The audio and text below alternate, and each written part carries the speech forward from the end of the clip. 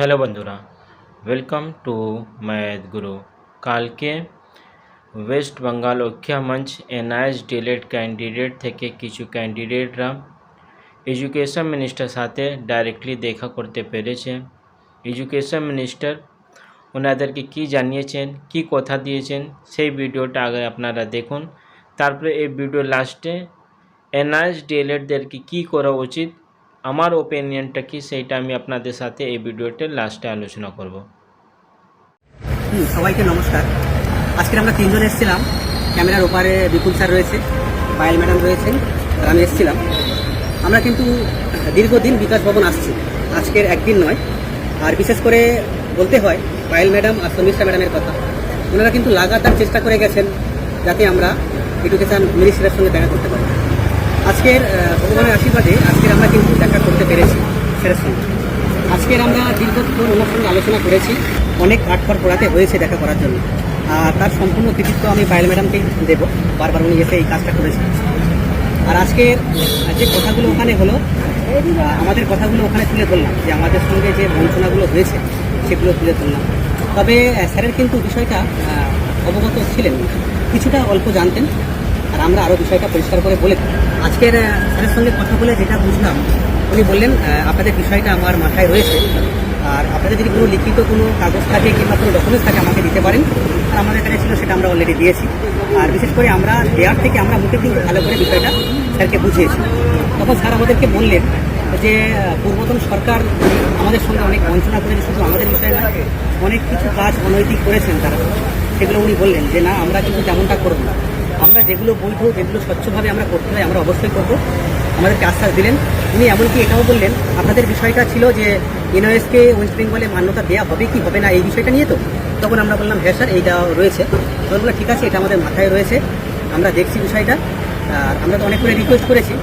তখন উনি রিকোয়েস্ট করার পরে উনি বলছেন, দেখুন সরকারি ডিপার্টমেন্টে এসে কিন্তু যে ভিক্ষা করলে সব কিছু পাওয়া যায় না, তার জন্য কিছু প্রসিডিওর থাকে, সেগুলো মেনটেন করতে হবে।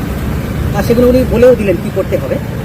আজকে যে উনি একজন এডুকেশন মিনিস্টার হয়ে যে আমাদের কথা বলেছেন তেমন কিন্তু নয়, কীভাবে আমরা আমাদের যে বিপদ থেকে আমরা রক্ষা পাবো সেইভাবে কিন্তু আমাদেরকে পরামর্শ দিয়েছেন। খুবই ভালো ব্যবহার করেছেন, কী করলে কী হবে না হবে আমরা কিন্তু সেগুলো আমাদের রাস্তা দেখিয়ে দিয়েছেন। উনি একটা কথা বললেন যে আপনাদের ডকুমেন্টস যদি ঠিকঠাক থাকে, কোনো অসুবিধা না হয়, আপনারা কিন্তু অবশ্যই সুযোগ পাবেন, এই নিয়ে কোনো চিন্তা করার কোনো কারণ নেই। এটাও উনি বললেন, যদি আপনাদের কোর্টে কেস থাকে কিংবা কেস করে রাখেন, সেটা কিন্তু আপনারা নির্দ্বিধায় আপনারা তুলতে পারেন। কারণ আমি তখন বললাম যে স্যার, আমরা তো কেস তুলতে চাচ্ছি, কিন্তু পর্ষদের তরফ থেকে অনেকবার বিরোধ করা হয়, আমাদেরকে কথা বলতে দেওয়া হয় না, আর মিথ্যেভাবে বারবার আমাদেরকে মিথ্যে কথা বলে ওখানে কিন্তু কোর্টকে বোঝানো হচ্ছে। তখন স্যার আমাদেরকে আশ্বাস দিলেন যে আমি আপনাদেরকে বলতে পারি, আপনারা কেসটা তুলুন, সরকারের তরফ থেকে আপনাদেরকে কেউ কোনো বিরোধ করবে না। শুনে খুবই ভালো লাগলো যে দীর্ঘদিন আমাদের কেস পড়ে আছে, আমরা তুলতে পারছি না। একটা কথা বলতে পারি, যারা কেস করে রেখেছেন, যে সমস্ত গ্রুপগুলো আছে, আপনারা অবশ্যই আপনাদের কেসগুলো তুলুন, আপনার ম্যাটারে তুলুন। যে কেসের মাধ্যমে হয়ে গেলে তাহলে আমাদের তো কোনো ঝামেলা নেই, যারা নিয়োগ দরকার তারা নিয়োগটা পেয়ে যাবেন, আর যারা ইন্টারভিউ দাবিদার তারাও ইন্টারভিউ দিতে পারছে। আশ্বাস দিলেন যে আপনারা চিন্তা করবেন না, আপনাদের কথা মাথায় রেখেছি। খুবই ভালো আছে, পজিটিভ বার্তা পেলাম যে দীর্ঘদিন আমরা আসার পরে যে এত ভালো একটা আমরা খবর পাবো, সত্যি খুবই ভালো লাগছে। আর আপনার তাই বলছি যে আপনারা কিন্তু কেসগুলো তুলুন, যারা কেস করে রেখেছেন। আর একটা কথা, যারা ইন্টারভিউ কল লেটার পেয়েছিলেন, এসছিলেন, কিন্তু ইন্টারভিউ দিতে দেওয়া হয়নি আগে, আপনাদের কিন্তু একটা কাজ হয়েছে, সেটা এখান থেকে বলা হলো ল সেকশন থেকে, যে এটা আগে করা উচিত ছিল, সেটা আমরা করিনি। আমরা করেছিলাম, আমরা একটা ডিপার্টমেন্টে দিয়েছিলাম, কিন্তু ওনারা বলছেন যে আপনাদেরকে কেন কল লেটার থাকা সত্ত্বেও ইন্টারভিউ থেকে বাদ দেওয়া হলো, সেটা আপনারা জানতে চাইবেন। একটা অ্যাপ্লিকেশন করবেন যে আমাদের কল লেটার রয়েছে, আমাদের বৈধ সার্টিফিকেট রয়েছে, ডিএলএড মার্কশিট সার্টিফিকেট, আমরা 10/8/17 আগে আমরা ইন সার্ভিস ছিলাম, তার জন্য আপনি অ্যাপয়েন্টমেন্ট লেটার কিংবা এক্সপিরিয়েন্স সার্টিফিকেট সেটা দিচ্ছেন, সেটাও দেবেন। সেই সঙ্গে আপনি কল লেটার দেবেন, আপনার অ্যাপয়েন্টমেন্ট লেটার দিচ্ছেন। আবার দেওয়ার পরে আপনি এবার কি করবেন, আর যে সুপ্রিম কোর্টের যে জাজমেন্ট কপিটা ছিল, যেখানে বলা হচ্ছে এনআইএসটা ভ্যালিড ডিপ্লোমা, এরা অ্যাপ্লাই করতে পারবে সব জায়গায়, সেই জায়গাটা হাইলাইট করে সেটাও দিয়ে দেবেন। সেই পেজটা দেওয়ার পরে আপনি কোথায় দেবেন, প্রাথমিকের যে পর্ষদের যে সেক্রেটারি রয়েছে সেখানে তাকে দেবেন, ডেপুটি সেক্রেটারিকে দেবেন, প্রেসিডেন্টকে দেবেন, সেই সঙ্গে বিকাশ ভবনের ল সেকশনকে দেবেন, এলিমেন্টারি সেকশনকে দেবেন, এমনকি এডুকেশন মিনিস্টার সেকশন সেখানেও দিয়ে দেবেন। দিয়ে আপনারা কিন্তু স্পিড পোস্টের মাধ্যমে খুব তাড়াতাড়ি জানতে চান যে কেন আমাদেরকে এরকম বাদ দেওয়া হলো। আর এটা সরকারকে আপনারা রিকোয়েস্ট করবেন যেন আমাদের এই বিষয়টা দেখে আমাদেরকে কিন্তু খুব তাড়াতাড়ি যেন আমাদের একটা ব্যবস্থা নেওয়া হয়, যেন আমরা এই বঞ্চনা থেকে যেন আমরা মুক্ত পাই, কিংবা পরবর্তী যখন ইন্টারভিউ হবে আমরা যেন সুযোগ পাই বলে আপনারা কিন্তু এটা করুন। এটা কিন্তু আপনারা অবহেলা করবেন না, এটা এখান থেকেই বলা হলো, ল সেকশন থেকে আমাদেরকে এটা একটা পরামর্শ দিলেন যে আপনারা এটা এতদিন আপনারা বসে আছেন কেন, এটা করুন। করলে এরা তখন যখন যখন বিকাশ ভবনে আসবে চিঠিটা, তখন এরা দেখবেন যে এদের সব কিছু রয়েছে ডকুমেন্টস, এদেরকে কেন আপনারা ইন্টারভিউ ডেকে আপনারা নিলেন না, ওর সাথে কিন্তু মেল করবে কিংবা চিঠি করবে, অবশ্যই এদেরকে নেওয়া হোক। তাই এটা কিন্তু অবশ্যই আপনারা করুন, এটা একটা দিক। তাই বলছি অনেকগুলো কাজ রয়েছে, আপনারা করুন। হ্যাঁ ম্যাডাম, আপনি ঠিক কথা বলেছেন যে সুবীর সান্যাল স্যার এখন কিন্তু আর সরকারের পক্ষে, যেন বিগত সরকারের পক্ষে যেমন ছিলেন আমাদের বিরোধ করছিলেন, আর কিন্তু উনি থাকছেন না, উনি থাকবেন না, দেখবেন না। এটা আমাদের ক্ষেত্রে কিন্তু অনেকটা পজিটিভ দিক। আর আপনারা এই কাজগুলো করুন। আর প্রত্যেকটা লোকের কাছে এটাও অনুরোধ করবো, আপনারা কিন্তু একটা আন্দোলনের ডেট করুন। আমরা একটা আন্দোলন করলে সরকারের চোখে আমরা লাগবে, কারণ দেখুন একে একে প্রাইমারি যারা রেগুলার ডিলেট 22 স্টেট পাস তারা আন্দোলন করেছে, SLST যারা রয়েছে বঞ্চিত তারা আন্দোলন করলো, যারা 10 নম্বরের জন্য যে দেওয়া হয়েছে 10 নম্বরের বঞ্চিত 10 নম্বরের যে নাম্বারটা সেটা তার জন্য একটা আন্দোলন হয়েছে। তা বিভিন্ন রকম আন্দোলন তো চলছে, আমাদের এনএলএসের আন্দোলনটা বাকি রয়েছে। তাই আমাদের তরফ থেকে যদি একটা আন্দোলন করা হয় তাহলে সরকারের কাছে একটা বার্তা পৌঁছায়, সরকারকে একটা আর একটা প্রেশার দেওয়া যায়। তাই বলছি আপনারা কিন্তু খুব তাড়াতাড়ি একটা আন্দোলনের ডেট করুন, যারা আগের বার করেছিলেন আপনারা করুন। আমাদের গ্রুপের তরফ থেকে আপনারা আমি বলতে পারি যে আমরা যতজন আছে প্রত্যেককে আমরা বলবো যে আন্দোলনে আসার জন্য। আমরা তো অবশ্যই থাকবো, আমরা যারা প্রথম সারির অ্যাডমিন রয়েছি, সেই সঙ্গে আমাদের যতগুলো মেম্বার আছে আমরাও তাদেরকে বলবো এই আন্দোলনে আসার জন্য। আমরা যদি বেশি সংখ্যায় রাস্তায় নামতে পারি কিন্তু সরকারের কিন্তু দৃষ্টি আকর্ষণ আমরা করতে পারবো। তাই যে সমস্ত কাজ, যে সমস্ত কথাগুলো আমরা আজকে বললাম, আপনারা কিন্তু প্রত্যেকটা গ্রুপের অ্যাডমিনরাও শুনুন, আপনারা সেই মতো কাজ করুন।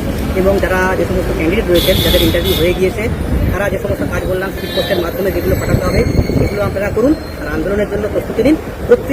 প্রত্যেকটা গ্রুপে যেই মেম্বার এটা ভিডিওটা দেখেন কিংবা শুনেন না কেন, আপনারা কিন্তু আন্দোলনে আসতে হবে, সেই রকমভাবে মানসিকতা নিন, তৈরি হন। আমাদের কিন্তু শেষ দিকে ছাড়তে হবে। দেখুন অনেকে হয়তো রেগুলার ডিলেট করে নিচ্ছে, আশা ছেড়ে দিচ্ছে, কিন্তু দেখুন এটা আবার নতুন করে টেট পাস করা আবার একটা কিন্তু লং টার্ম প্রসেস। কিন্তু সেখানে আমাদের সামনে ইন্টারভিউটা রয়েছে, কেন আমরা আমাদের সম্মানটা কেন আমরা ছেড়ে দেবো? আমরা তো অবৈধ না, আমরা তো বৈধ। সুপ্রিম কোর্ট থেকে যেখানে বলতে বলে দিচ্ছে, আমরা সেটা ছেড়ে দেবো ভালো। আমরা কিন্তু সহজে হাল ছাড়বো না, হাল ছাড়লে চলবে না। আমরা তাই বলছি প্রত্যেকে আপনারা রেডি থাকুন, রাস্তায় নামুন, কাজ হয়ে যাবে। আমরা 100% আমরা কিন্তু যারা ইন্টারভিউতে সুযোগ পেতে চাই আমরা পাবো, আর যারা নিয়োগের দৌড় করে দাঁড়িয়ে আছে তারা কিন্তু নিয়োগ পাবে। আমরা কিন্তু হ্যাঁ, এটা আমি বলেছি, আগে বলেছি, এখনো বলছি যে আমরা কোর্টে গেলে এখান থেকে এডুকেশন ডিপার্টমেন্ট থেকে দীপক বর্মন স্যার উনি পার্সোনালি বলেছেন যে আমরা কিন্তু বিরোধ করবো না, আপনারা কোর্টে যান, আমাদের উভয়ের তরফ থেকে আপনাদেরকে বিরোধ করবো।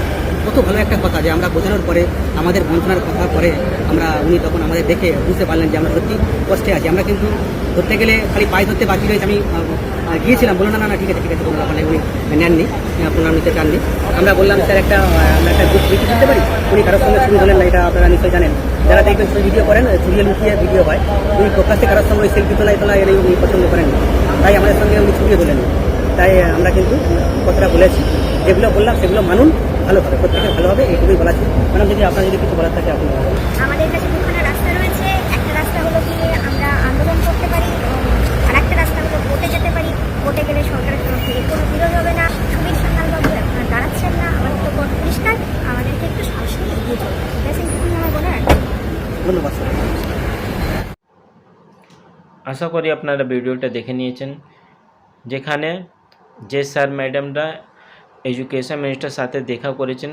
এডুকেশন মিনিস্টার পরিষ্কারভাবে জানিয়ে দিয়েছেন কি যদি মামলাটা হাইকোর্টে উঠলে ওয়েস্ট বেঙ্গল গভর্নমেন্ট কোনোভাবে এনআইএস ডিলেটে বিরোধিতা করবে না।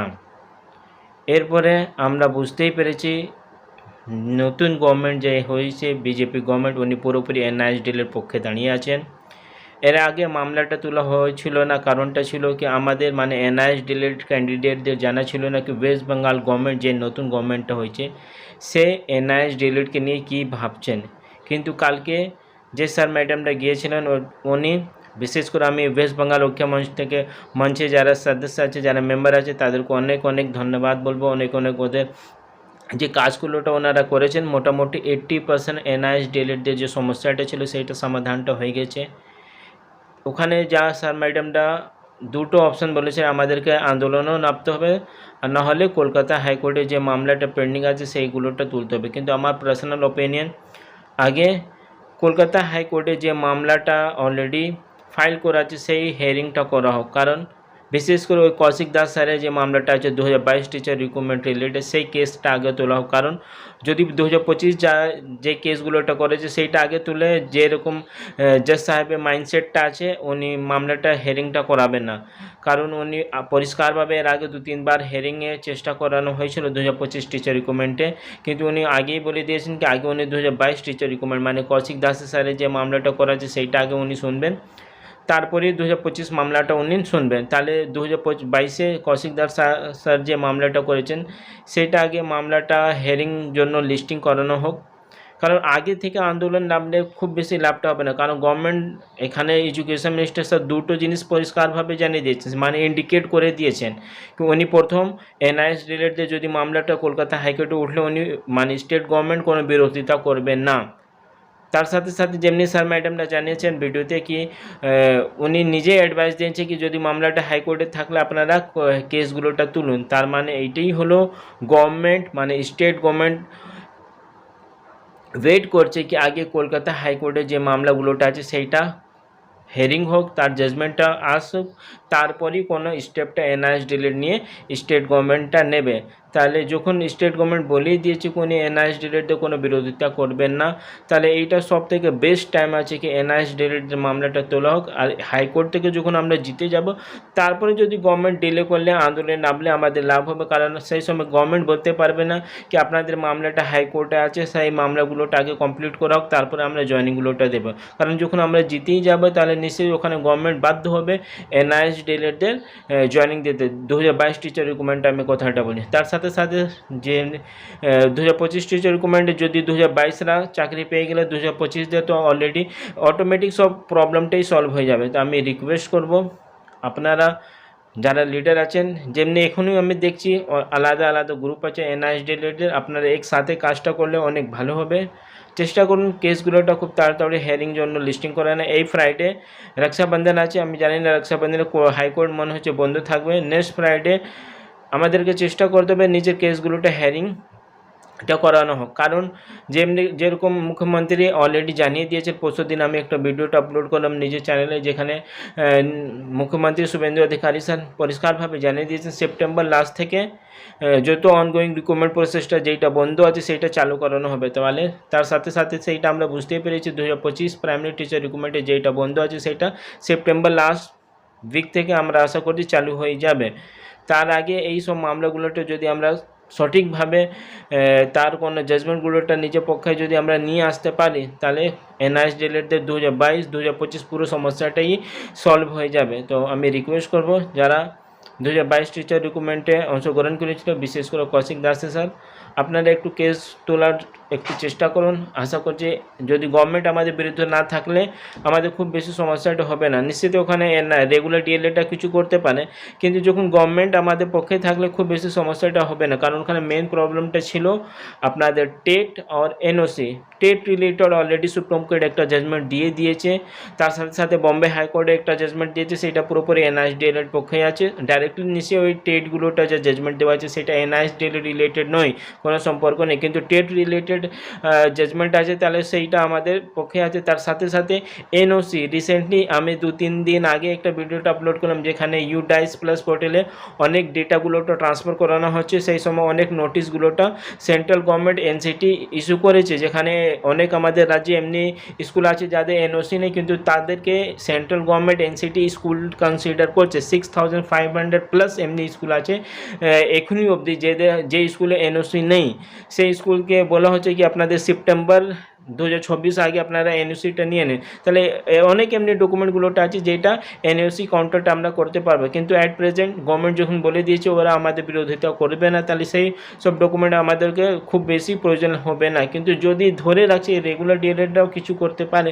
তাহলে এইসব ডকুমেন্টটা যেটা আমাদের পক্ষে এনআইএস ডিএলএডের পক্ষে আছে সেটা ইনাফ আছে, আমরা কেসটা ইজিলি জিতে পারবো। তাহলে আশা করছি যারা কেসগুলোটা করেছে সেটা নিয়ে ওরা একটু চিন্তা ভাবনা করবেন। তারপরে মাঝখানে কোনো নতুন আপডেট আপডেটটা আসলে আমি আপনাদেরকে জানিয়ে দেবো। কিন্তু ওয়েস্ট বেঙ্গল মুখ্যমন্ত্রী যে কাজগুলোটা করেছে অনেক ভালো কাজ করেছে। আমার মনে আছে প্রথমবার যখন নতুন গভর্নমেন্ট এসেছিল ওয়েস্ট বেঙ্গলে, মানে বিজেপি গভর্নমেন্ট, সব থেকে আগে যে গ্রুপটা মিনিস্টারের সাথে দেখা করেছিল সেইটাই ছিল ওয়েস্ট বেঙ্গল মুখ্যমন্ত্রী, যারা দিলীপ ঘোষ স্যার, যিনি মিনিস্টার আছেন ওয়েস্ট বেঙ্গল গভর্নমেন্ট আন্ডারে, তার সাথে দেখা করে এনআইএস ডিএলএড মামলাটা ওরা তুলেছিল। তো অনেক ভালো কাজ করছে, সবাই গ্রুপটাই ভালো কাজ করছে সেটা আমি বলতে পারবো। তো এরপরে আমাদের যা ডাইরেক্টলি না হলে ইনডাইরেক্টলি এডুকেশন মিনিস্টার যখন আমাদেরকে বলেই দিয়েছেন কি আপনাদের কেসগুলোটা তুলুন, ওয়েস্ট বেঙ্গল গভর্নমেন্ট কোনো তার বিরোধিতা করবে না, তাহলে এটা সব থেকে ভালো সুযোগ কি আমরা কেসগুলোটা তুলে নিজের পক্ষে জাজমেন্টটা নিয়ে চাকরিটা পেয়ে নিই। মাঝখানে কোনো নতুন আপডেটটা আসলে আমি আপনাদেরকে জানিয়ে দেবো। চ্যানেলে নতুন থাকলে চ্যানেলকে সাবস্ক্রাইব করুন। Thank you.